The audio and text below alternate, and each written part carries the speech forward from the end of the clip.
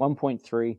Here we go. Kia ora, welcome back. Now that we've covered basic pronunciation, let's dive into some common Māori words that you can start to use daily. By the way, I've created a glossary of all of the words and phrases that we're going to be covering throughout this course. It's available to download and to refer to, so make sure you keep that handy. Now look, I'm a huge fan of swapping out everyday English words for their Māori equivalent. It's a great way to build your own confidence and to practice good pronunciation. Let's start with a really well-known word, kia ora. It means hello and it means thank you, depending on the context.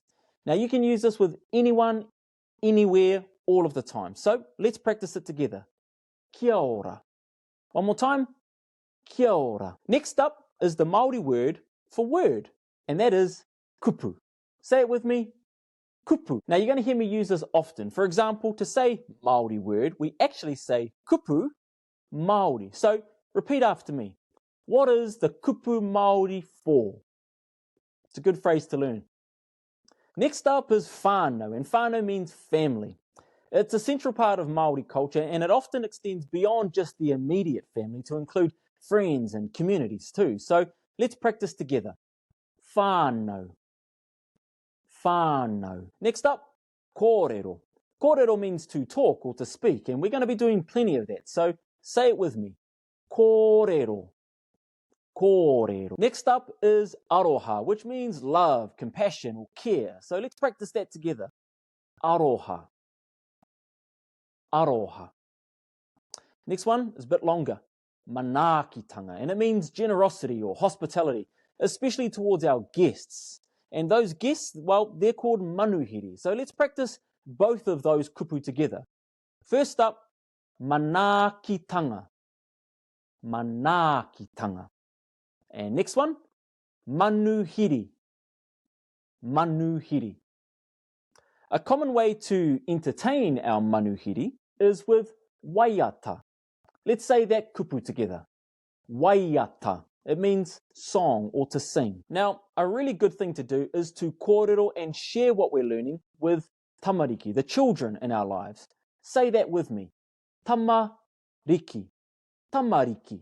It's a Māori word for children. Now, you're going to hear me use ka pai often, and you can too. It means good job. So say it with me. Ka pai. Ka pai. Another really common word is mihi, and it means to acknowledge, which is a really key part of showing manaakitanga and just being polite in general. Say it with me. Mihi. Mihi.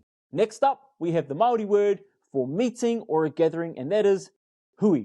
Look, formal, informal, big or small, hui come in all shapes and sizes. So let's practice that kupu together. Hui. Hui. Now, whenever we have manuhiri around, it's always polite to serve and feed them yummy kai. That's the Māori word for food. So let's say that one together. Kai. Kai. Another kupu that you might know is waka, which can refer to a canoe or actually any mode of transport, like a car. So let's say that together. Waka. Waka. Mahi is a great word. Mahi means to work or your job. Let's practice that kupu together. Mahi. And one of my favorite phrases in the world is, do the mahi, get the treats. Do the mahi, get the treats. Let's talk about anatomy for a moment. The kupu Māori for tummy or stomach is puku. Let's say that together. Puku. Let's say you want to call someone over. In Te Reo Māori we say, haere mai. Let's try that together. Haere mai. Haere mai. It's a good one to keep up your sleeve. When feeling frustrated or annoyed, you can say, I'm feeling hoha, or you're being hoha. So let's practice that kupu together. Hoha. It's the Māori word for frustrated or annoyed. Kia kaha means to be strong or keep going. It's a great phrase to keep someone motivated. So let's practice that one together. Kia kaha. Kia kaha. Finally, ka kite means see you or goodbye. So let's try that one together. Ka kite. You can also say ka kite anō, which means see you again. Let's try that one. Ka kite anō. Now you have a solid set of kupu that you can start using. Practice often and soon you will be able to kōrero Māori with ease. And I'll see you in the next lesson. Ka kite anō.